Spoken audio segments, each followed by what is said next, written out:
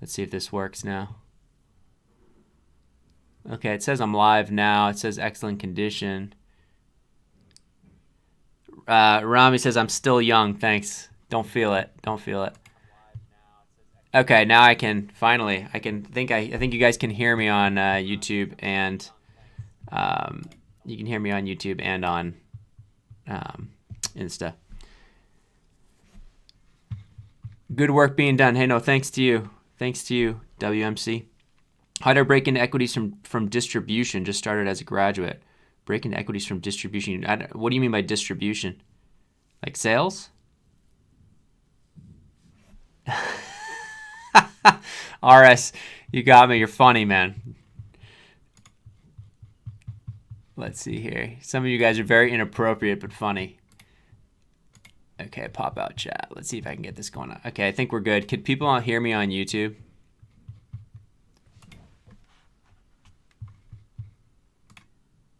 All right, I think you can hear me.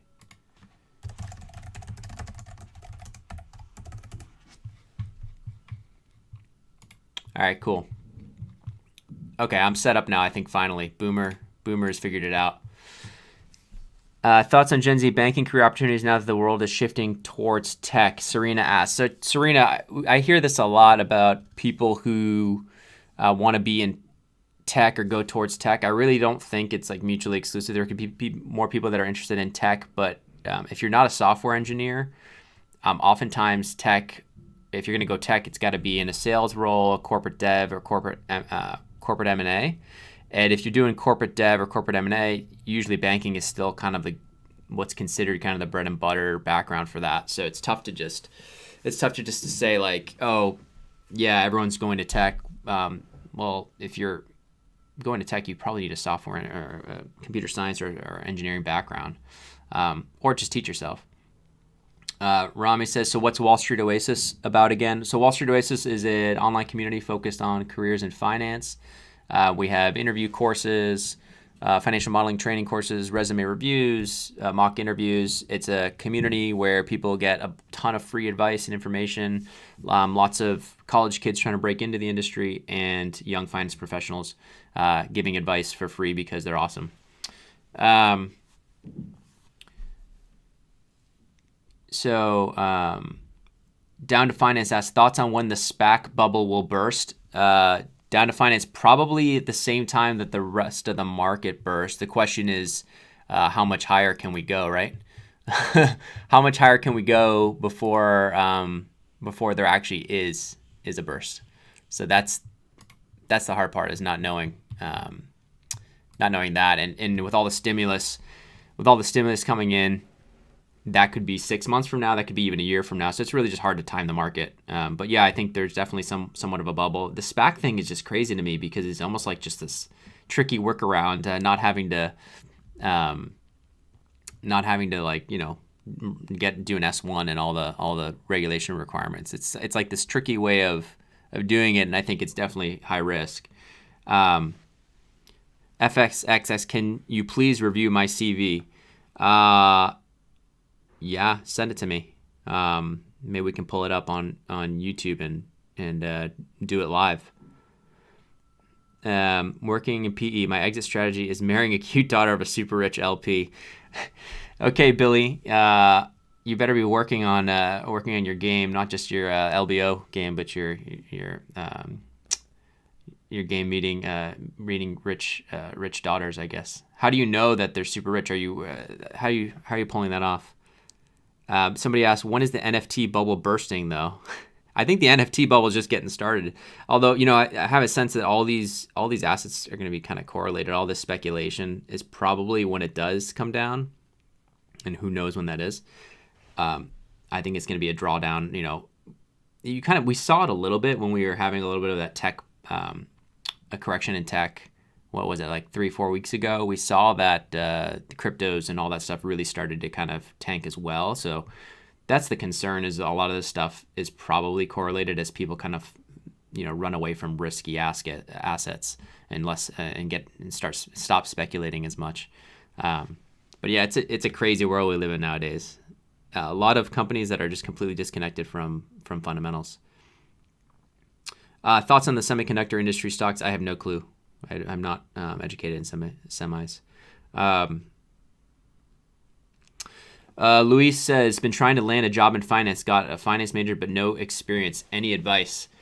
Yeah, I mean, my advice is basically to be networking like a maniac as much as possible. I don't know what year you are, but if you're already a junior, senior, and I haven't checked your LinkedIn, but I always say, how I can tell how hard somebody's actually like trying to break into or get a job.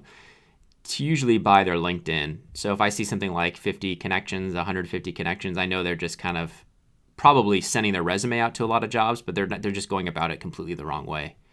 Dropping your resume to online portals is not the way to get a job. I'll say it again. Dropping your resume into doing a ton of online applications is not the way to get a job. You're mostly wasting your time.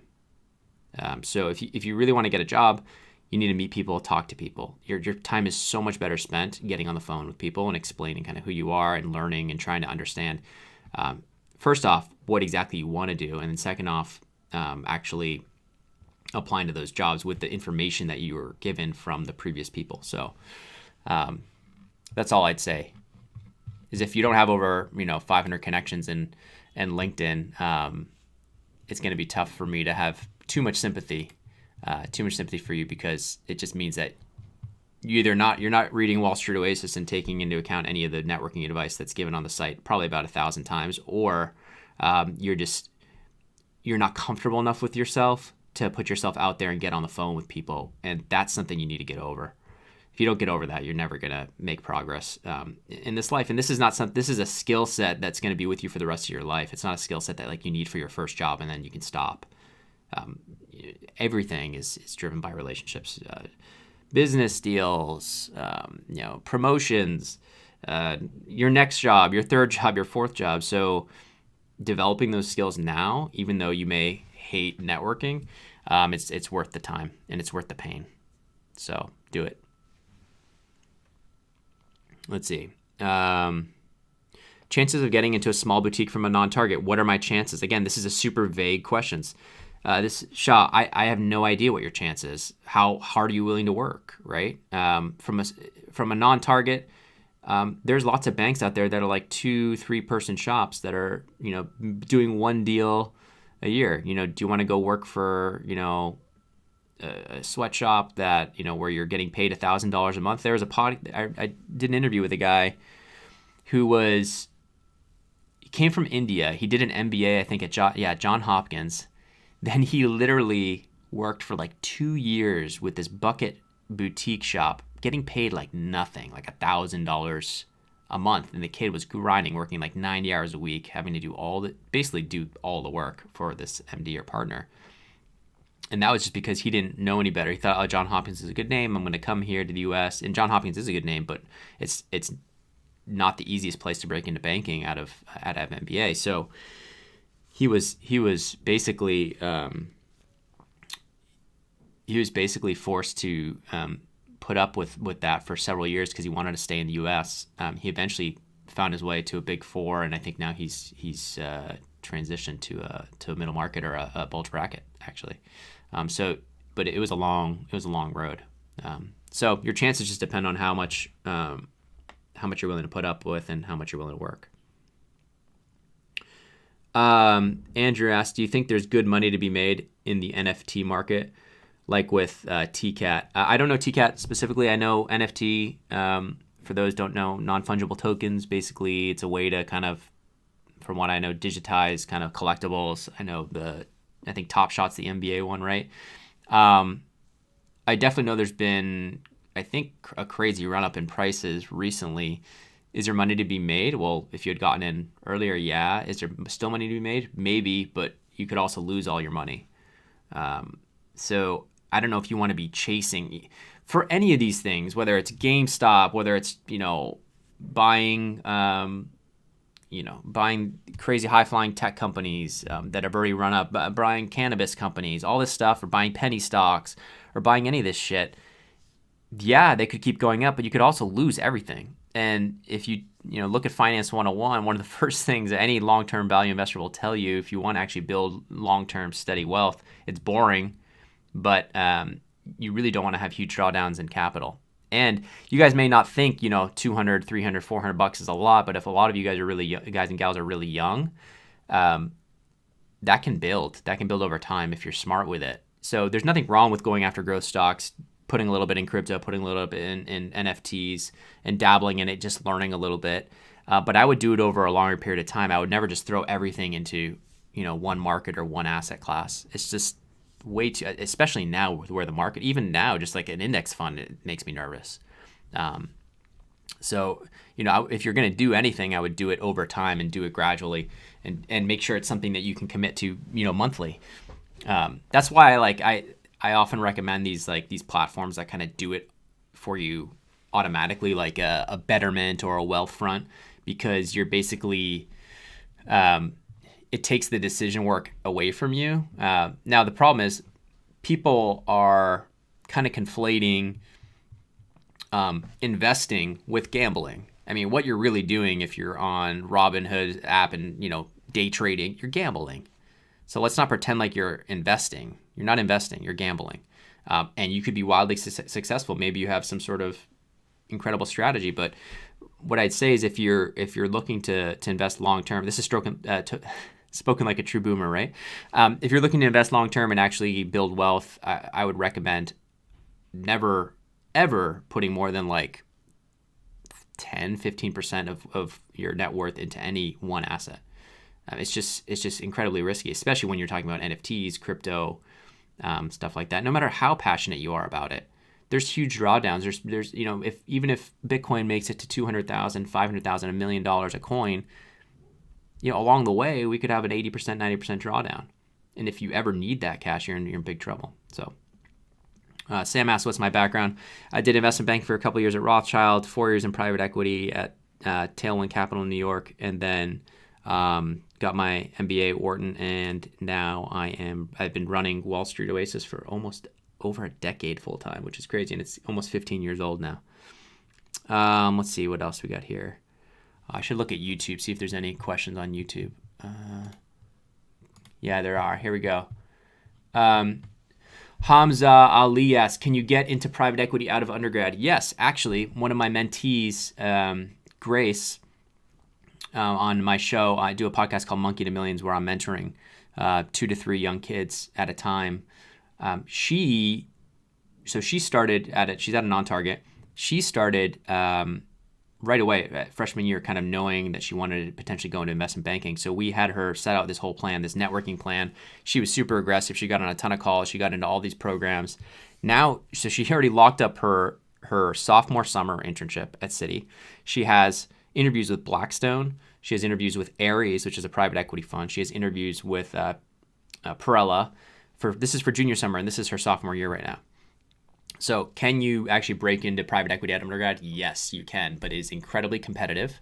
And so I wouldn't bet on it unless you're either number one, go to a top target school, get great grades, and you actually are also very aggressive in terms of networking and meeting people, and you are coming across the right way. But you also have a little bit of luck, and you're really well prepared in terms of thinking like an investor, and you're not just it's not enough just to know the technical interview questions of walk me through the 3 statements.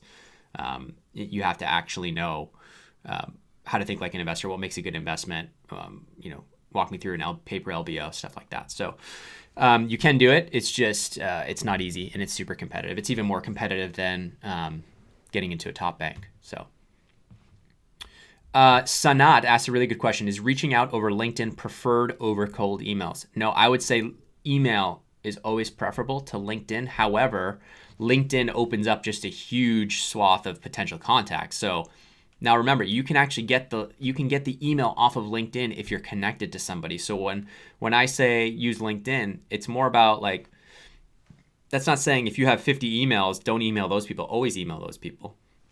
But also start reaching out to 50 to 100 people every single week, even every day. 50 people a day is not that much. It takes what? If you have a few set form templates that you use for outreach, 50 people a day could take you an hour. An hour a day? You can't spend like 5 to 7 hours a week just connecting with people. And so let's say only 10% of those people actually connect with you. That's still 30 new connections every single week.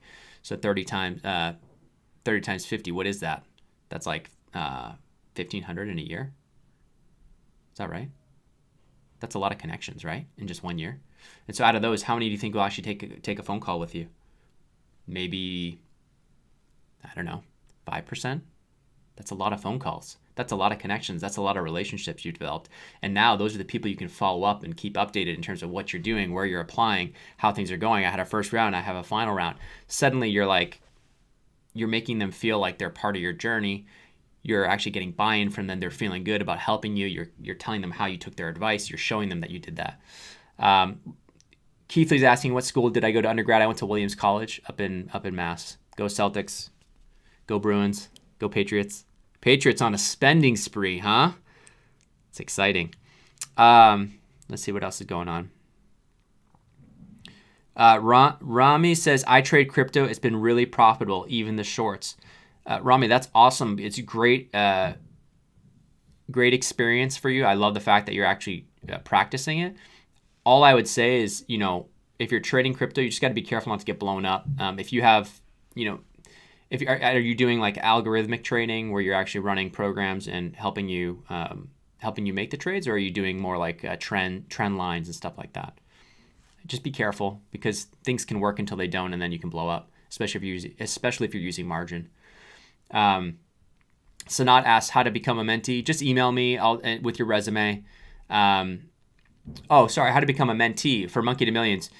You send me an email, patrick@wallstreetoasis.com, and I'll take a look. I don't have any open slots right now for to be one of the mentees on Monkey to Millions, but I always still keep all the applicants in a certain folder. So when I do have an open spot, I go look through those.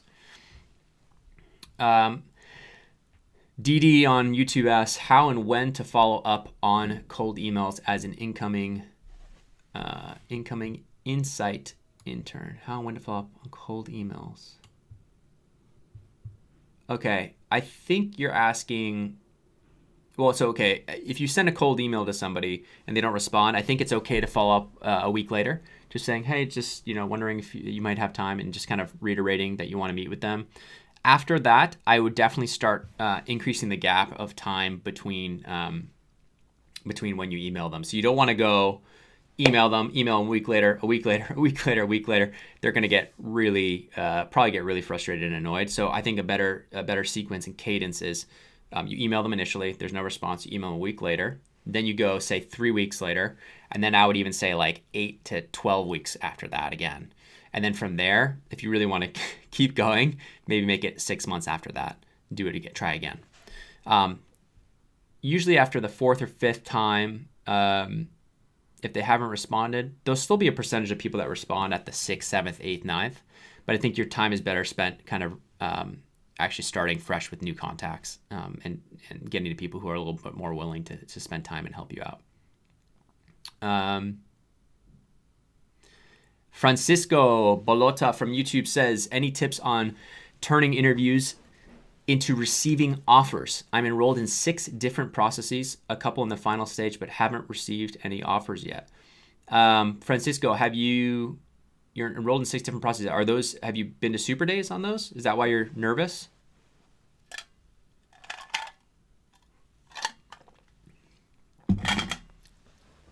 Okay, well, any tips in interviews to receiving offers? Well, Francisco, to get an offer, it's a balance of a couple of things. It's the technical interview portion, making sure you're getting all or most of the technical interview questions correct.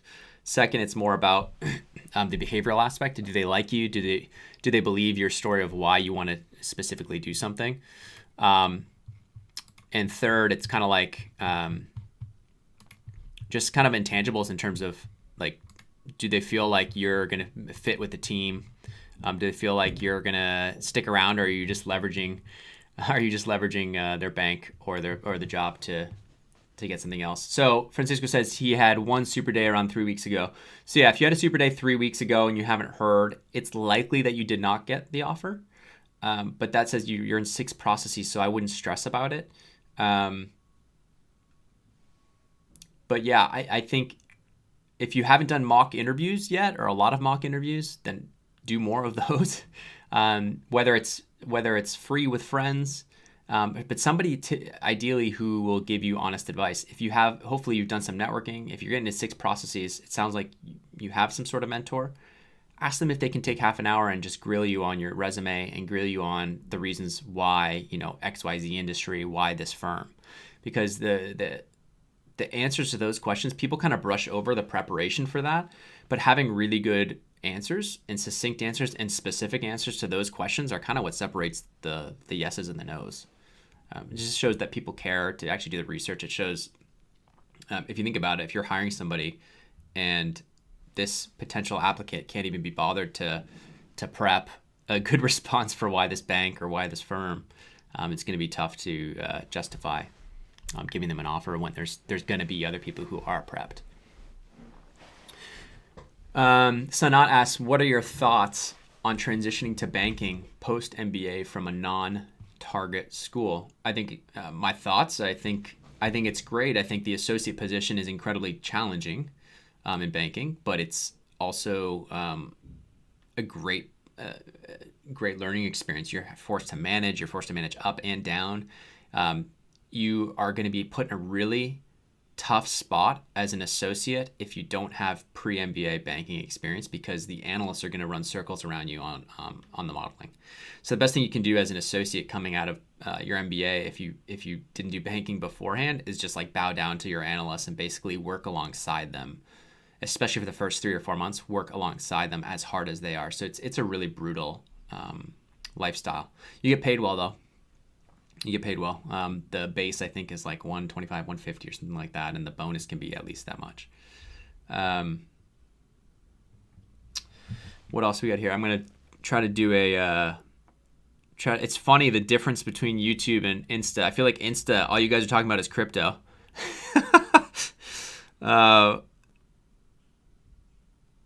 Here we go. Ali asked an interesting question. From Instagram? What do you think of a career in a private placement agency, aka fundraising? Ali, there's a good podcast on that. I interviewed, I think, the head of, or maybe it was investor relations. Head of investor relations, but she also did, I think, some of that. It's in the podcast. It was what's the name of the firm? I can't remember off the top of my head, but it was, I think, if you type in investor relations and look at the podcasts for that, she, I think, worked in fundraising, and there's some other, I think it can be lucrative. The problem is you become a little bit like a hired gun, and if the placement agency isn't one of the top ones, I would be wary. There are a few out there. I can't remember off the top of my head who are the best placement agents, but a quick Google search will help. Rami says, I love networking, but how does it work? Well, Rami, the best thing you can do is network when you don't need the network. Don't network once you're looking for a job. Don't network. Well, you should still network when you're looking for a job, but don't just network when you need something. You should be networking and develop relationships as a habit, just ongoing forever, just indefinitely, and it'll serve you really well. It's the number one piece of advice. That's the second most important piece of advice. Third, fourth, fifth, just do that, please. It's going to help your career like 1,000-fold. Let's see. Can I break into equities from hedge fund sales? Jimmy, again, it's all who you know, and it's all about the ideas you're presenting to the PMs at the hedge funds. So if you come up with enough good ideas, if you keep pestering them and showing them that you're really passionate, then yeah, theoretically you can. But if you're just like, hey, I want to go into equities because they make more money, I'm in sales or whatever, no, you're not going to get in. You actually have to show that you want to do the work and actually be passionate about it, and do the work anyways, even though you're not getting paid for it, and show them that. Dolphin Sports asks, what's happening with the stock market? I have no clue. What's going on today? Guys, have we even looked at the market today? Let's see here. Let's see. We're pretty much flat. What a boring day. No, just kidding. So let's go back here. What do we got? On YouTube? Francisco asks, thank you. The interviews went really well, both fit and technical. What's your opinion on reaching out to HR and mentioning other processes I'm enrolled in? Francisco, I would definitely reach out if it's been 3 weeks, asking, hey, is there any update on the thing? Or even better, if you kind of developed a good rapport with somebody or networked with somebody in the bank, actually asking them, be like, hey, I don't want to bother you or anybody else, but is there any update on where the process stands for XYZ role? You could also, if you have other offers or other I wouldn't reach out to HR unless there's like an exploding offer. Because otherwise, if you're like, reach out to HR and you say, well, I'm in 6 other processes like this, and you kind of go in like that, it might be taken the wrong way, especially if you're not wording it properly. And that could it could backfire on you. Better to just, try and talk to somebody, ask where it stands. And then if you do get an offer, then absolutely reach out to HR mentioning that you have an exploding offer, but you prefer working at XYZ Bank if there is a seat for you. Let's see what else we got here. I'm going to look at Instagram because I've been just doing YouTube. Go Celtics, Jeremy. Man, the Celtics have been struggling though. But hopefully we'll see if they do something at the trade deadline here. I hear Aaron Gordon maybe. I don't know, but I don't like the trade proposals that are out there. You're a beast. You're a beast, Sully. Without analysis, it's gambling. Exactly. Let's see here. Shoot. There's a lot of questions.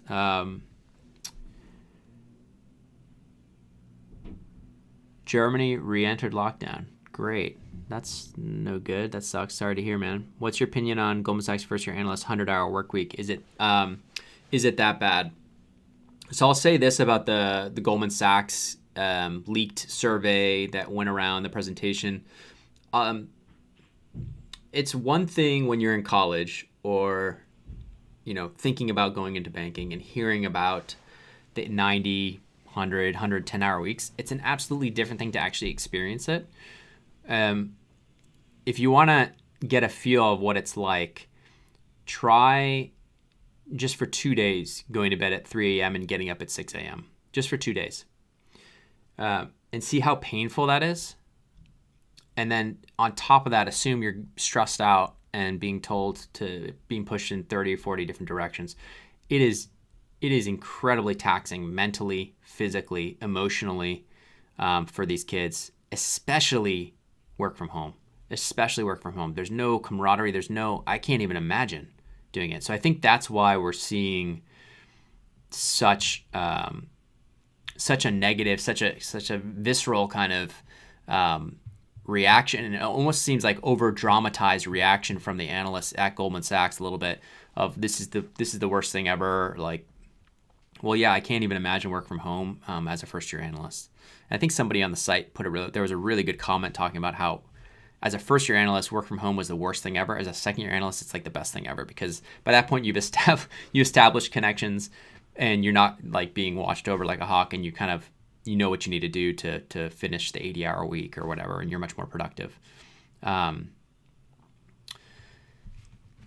Let's see here. Ronak asks, what's the best place to find finance internships as a freshman? Great question. I would say anything, Ronak, related to any sort of finance or managerial position. So it could be like private wealth management is very common. But like, even to give you an idea of what I did something like my junior summer. This is back in this dates me, but I was like the manager or assistant manager of a yoga studio. But like I spun that into like, I was helping with inventory and I was helping the business. That you can spin anything to be business oriented. Just don't do nothing. Either self-study, do financial modeling training, do courses, stuff like that. But also you should actually just try to find anything, work for free if you have to, just to have some sort of internship to fill out your resume. Ideally, if you can get something you never know, if you can get something in a boutique bank and just like do comps for them, do valuation for them, run DCFs. I mean, that's like a dream internship as a freshman. It's hard to find though, because a lot of people aren't willing to take a kid and train. They don't want to train you. That's why it's so hard.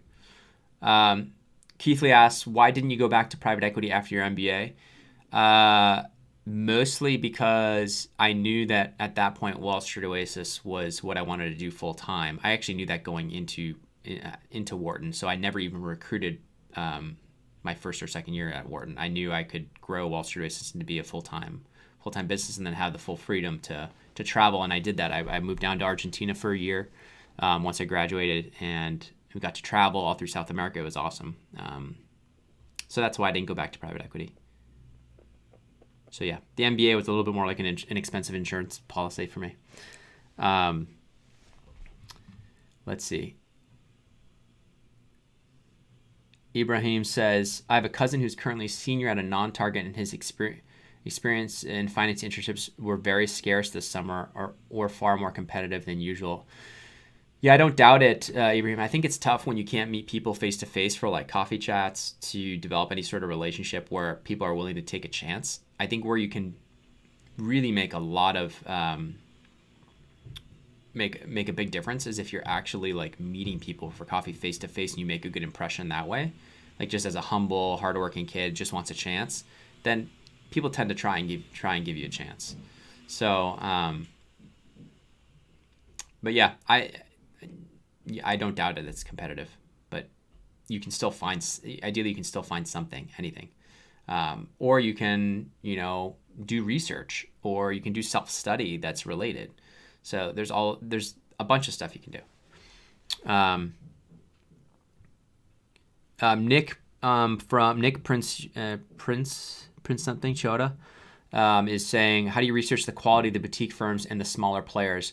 Nick, I am on YouTube, so I don't know, you can't see this, but if you go to resources, company database, you go to investment banking under industry, you can say here, investment banking, and you search, you can look at the investment banks that have good rankings around like work-life balance, stuff like that. So like any of these banks, so like obviously these are all the bulge brackets up at the top because they have the most entries.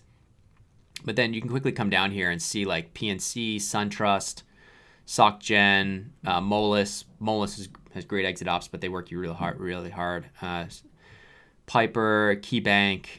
And as you start getting down around here, you get Duff, Stifel, Scotia, Guggenheim, William Blair. You really get a mixed bag. You can dig into each one of these, see the salary entries, see the interview insights, and the company reviews will give you an idea of work-life balance. Here, let me see if I can jump into one to kind of give you an idea. Let's go to William Blair.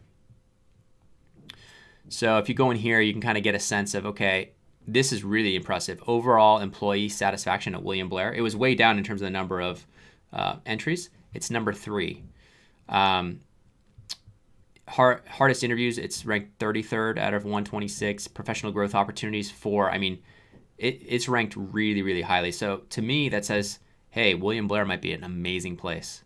It's one of the top ranked banks in our database based on the user feedback from all of you. So the other cool part about the company database is you can go in here, you can actually look at all the reviews and get very specifics on like certain groups, second year analysts in the consumer retail group, M&A group at Boston, Chicago. You can look at the overall company stats, and it looks at like the overall rankings. And in parentheses is like the percentile rank. So 90th percentile is obviously very good. But you'll see the opposite end of the spectrum on certain companies here where, there's some warning signs. And so you should definitely be careful with that.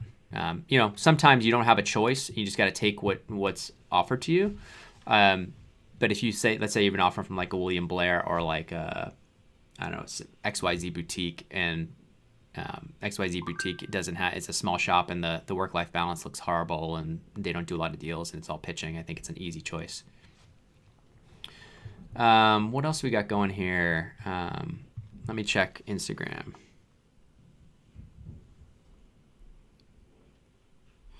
Finance for Schmucks asks, is gaining computer coding skills worth it in the finance field? So we actually have a Python and machine learning course. I would say that unless you're looking to go in like algorithmic trading. So finance, again, when you say is worth it in the finance field, finance is so massive. So there's people in finance that where having those coding skills is super important. Like if you're working on the trading desk and you're a Python or IT person, whatever, yes, then it would be helpful to have those coding skills. But if you're looking to go front office investment banking, M&A, no, it's not important at all. So it just depends on really kind of what you want to do. Do you want to be more of a salesperson? Or do you want to be more in the back? Long term, do you want to be a salesperson? Because that's really what investment banking front office is at the senior levels. Or do you want to be more in the background, kind of doing algorithms, writing things that help with productivity, and scrubbing data, stuff like that, data analytics. So that's really a question for you, is what you'd prefer. I got about 10 more minutes. Jacob asks, start your career in tech versus finance. Again, somebody asked me this earlier. I think it really just depends on what you're going to be doing in tech day to day and what you're going to be doing in finance day to day. I still think finance provides a very competitive option. Of course, there are certain, I think work from home has made things in finance particularly bad this year, but hopefully as things open up this year and some of the internships and some of the first year analysts will get to start in person, hopefully. I think hopefully it'll get much better. What else we got? Ibrahim asked, do you think getting your CFA is a good idea just to pad your resume for iBanking? Ibrahim, no, I don't think it's a good idea to pad your resume for iBanking. You don't need a CFA to get into investment banking. What I will say is if you have the time, you can get the CFA and you're interested in some sort of public markets job, whether that's asset management or hedge funds. Yes, the CFA, it would be worthwhile to get the CFA when you have the time. But you have to kind of know long-term what you want to do. If you're just looking to stay in banking or grow private equity, the CFA is very minimal value add for the time spent. But yeah, it doesn't look bad. If you want to get it just to pad your resume, sure. Doesn't look bad, shows interest. I'd say it provides more value if you are like a liberal arts major with no other finance stuff. Then having the CFA is going to provide you incrementally more value than if you were like a finance major at some non-target.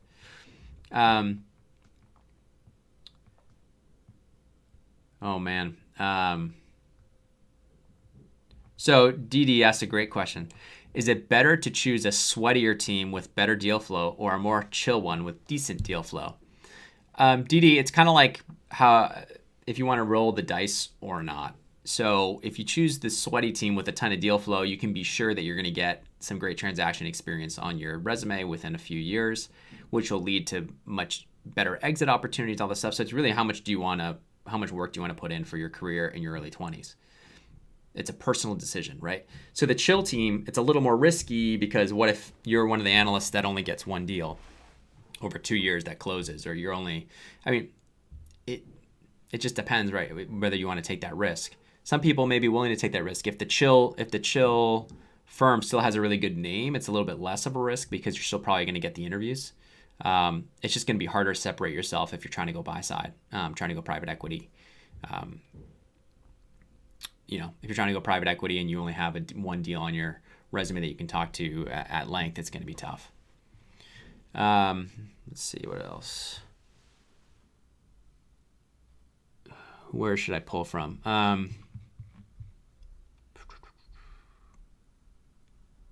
How hard is it to go from capital markets, DCM, ECM to private equity? Zach, it's very difficult. I think if you're not in Lev Fin or M&A, you're definitely going to be facing an uphill battle. But if you're at a top DCM or ECM group, you still should get looks if you're doing a great job at networking and actually meeting with recruiters, making a good impression, showing them that you want to be an investor, and that you've thought about the deals you have done as in the context as an investor. So on the specific deals, were you looking at it in terms of what the sponsor what the returns would have been for XYZ acquisition, whether it was accretive, dilutive, was the deal good or was it bad? If you can show like an investor mindset in an interview, then you'll be fine. So it's more about the brand and like your whole profile rather than knowing. I can't tell you how hard it is. Just other things being equal, DCM, ECM is going to be a harder path than M&A and Levfin, but it's not impossible. Keithley says, can I send you an email? I need you to answer. Yeah, sure. Go ahead, Keithley. You can send me an email. Should I work above my working hours at the offices or should I leave the office when my shift is over? Asks Nacho. Nacho, I don't know what you work in. I have no idea. I have no idea what you're doing. If you're talking investment banking, I think early on it's important to make a good impression. I think you should ask if you can help anybody out. But if you've already worked 100 hours that week, then go get some sleep so you can actually be productive and not make so many mistakes in your work. I'm trying to read something here. Let's see. I think I'm going to wrap it up soon, unless... So like these questions, guys, like which is a better career in coding? Which is a better career in coding, software engineering, or a career in finance? Like that is such a vague question. It means that you need to do a lot more research into specifically, career in finances could be so many different things. You could be coding in a finance career. So it depends on what part of software engineering you mean. Does it mean working at one of the big tech companies, or does it mean working at a startup? Does a career in finance mean working in the front office of investment banking, or do you mean working in the back office or middle office, clearing trades? Or does it mean writing Python to, I don't know, automate something? Or does it mean going to work in corporate dev or corp fin, M&A long term? Is that your dream? Or does it mean working in venture capital eventually? So it just depends on really, it really depends on what you mean by career in finance and career in engineering. It's just way too vague. And I feel like I hear this a lot, like, how hard is it to do this? How hard is it to do that? These are all like really subjective questions, guys, that really depends on the entire package. Well, I can ask, is this harder or that harder? Other things being equal, yes, I can answer that question, but it's not really, it's not gonna really help you, right? I guess it's helpful if I can say, yeah, it's not impossible. What's up, Rajat? How to best join a new firm virtually, work from home? Good question. I wouldn't know this, man, because I've never had to join a firm virtually. I assume it's incredibly difficult. I would try to have definitely some video chats with all of your new team, not just like a group chat, like video one-on-one, to try and build some sort of connection, and try to have some stuff up front, some talks up front about working styles, about expectations. The more you can communicate up front about how they work, how you work, when you're going to be on, when you're going to be off, I think would go a long way towards creating kind of a mutually beneficial relationship, something with respect, where, they're still going to expect a lot of hours from you, likely when you're starting, but at least at that point, there's that open line communication where you can hop on if there's a misunderstanding. It's like, hey, what happened here? Rather than just getting mad and getting passive aggressive, which happens a lot. Let's see here. I think I'm going to call it. Or let me look on Instagram. No problem, finance for schmucks.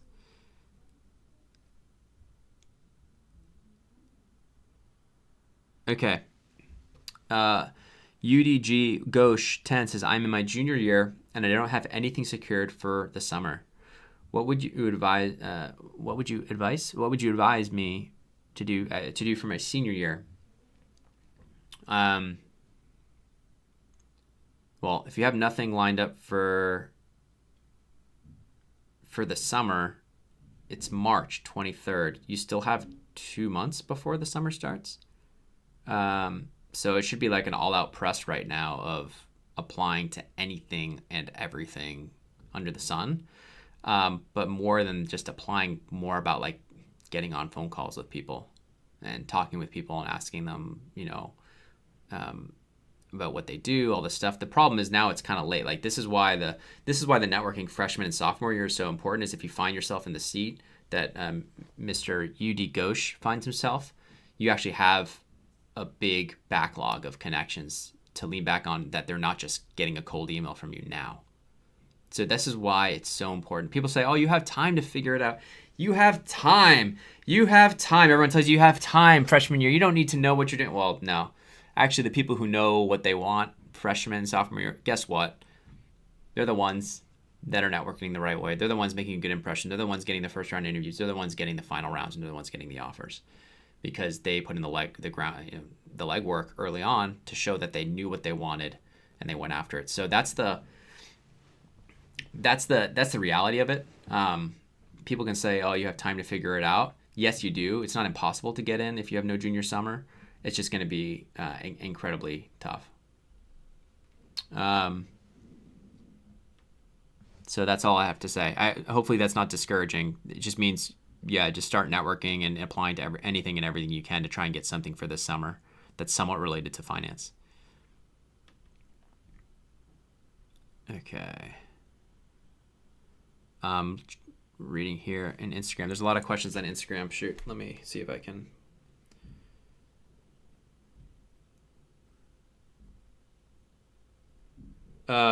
Mac MCG asks, thoughts on bypassing M&A and starting a career at a boutique private equity investor. So this is actually a really good question, and one that I've seen a lot, and one that I'm kind of facing with my mentee Grace right now on Monkey to Millions. She has a bunch of private equity interviews. So like there's a difference, right? When you're looking at a private equity fund, you got to be really careful. I got burned. I went from Rothschild to a small fund in Boston called Heritage Partners back in the day. And within 3 to 4 months, I got fired. So I got fired. I had no reason why I got fired. They wouldn't tell me anything. I wouldn't sign the release. They were trying to pay me $10,000. I wouldn't sign the release to basically go away. And I didn't know why. I was like, what did I do wrong? I'm working hard. I'll work, 80. I was working 80, 100-hour weeks at Rothschild consistently. I was a hard worker. Turns out they went from about 20 investment professionals down to 4 within the year after. So I think I was just the first one that I was the last one in, first one out. So it was a LIFO type of inventory management to their staff. So I had no idea. And that was a massive hit to my confidence. And that was before I'd started Wall Street Oasis, before working at Tailwind. But so that's like almost like a warning to private equity funds that are just starting out, that's saying they're fundraising, that say they have this fund ready to go. You need to ask some tough questions before taking that job. So while avoiding banking is very attractive, if you can go straight to the buy side and that's what you want to do, they're not going to have the training. They're not going to get you the financial modeling skills that necessarily private equity. They're not going to have the guidance. So there's not going to be somebody typically like watching over you as much. Although I'm sure some of these private equity analyst programs now at the larger mega funds do have a little bit more structure to them. But if you're going to a boutique PE, it's going to be hard to get the skill sets, man, that make you marketable in your career down the road. So like the financial modeling, which isn't rocket science, but it's just it's the reps. You can't replace the reps with just by jumping to PE. So think of that, but more importantly, I'm not saying don't go for the boutique private equity investor, but really ask yourself, how much have they actually locked up the fund yet? Is the fundraising done? Or is there a certain level of committed capital signed? And so there's no risk that the fund isn't going to close, or isn't going to close in, instead of them saying, oh, it's closing in a month, it actually closes in a year. And that whole first year, you're just fundraising with them and helping them do like return spreadsheets and stuff. Like that can happen. It took a long time. When I went to Tailwind, we were still part of Thomas Wiesel at that point, and we're spinning out. It took like a year and a half. So I didn't get good. I was doing a lot of portfolio company work for the first year and a half and doing looking at new deals, but not closing deals until like my second and third year. And so, I mean, it was an amazing experience once I got that in there, but like that's a cautionary tale as well, as like if you don't join the funds at the proper times of when fundraising is kind of actually getting closed and there's now a bunch of dry powder to put to work, then you can be sitting there doing a lot of portfolio company work. Not that that's bad. That can be really interesting work too, but it's not giving you the reps of actual, managing a process of deal reps that's going to help you in your long-term private equity career, if that's what you're looking to build. So yeah, if you can get an M&A job at like a top M&A bank, and you have like, you're weighing that against like a little boutique first-time fund, I would kind of push you towards the M&A and get that background and then go to whatever you want. You're likely going to have a much better opportunity set after doing that M&A. Now, if you're telling me little boutique M&A shop, little boutique private equity are your options, I'm probably going to say, if you can get comfortable that the private equity shop actually has, let's say a couple $100 million AUM locked up, and it's a first-time fund, and you respect the leaders and they have a great track record in investing in whatever specific niche they do, then go for it. Yeah, go for it. And good luck.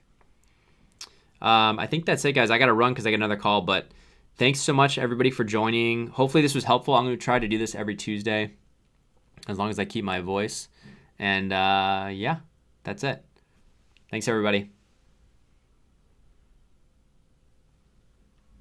All right, let me see if I can end this on YouTube.